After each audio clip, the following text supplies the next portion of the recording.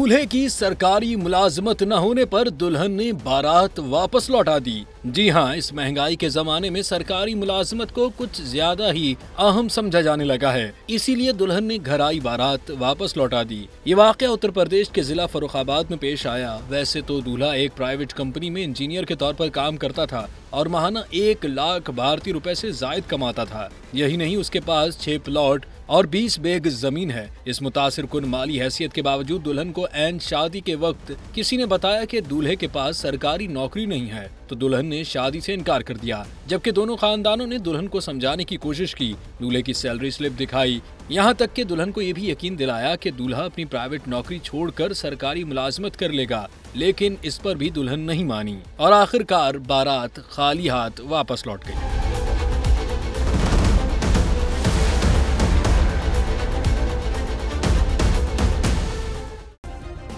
Subscribe करें और bell दबाएं ताकि कोई खबर रह न जाए।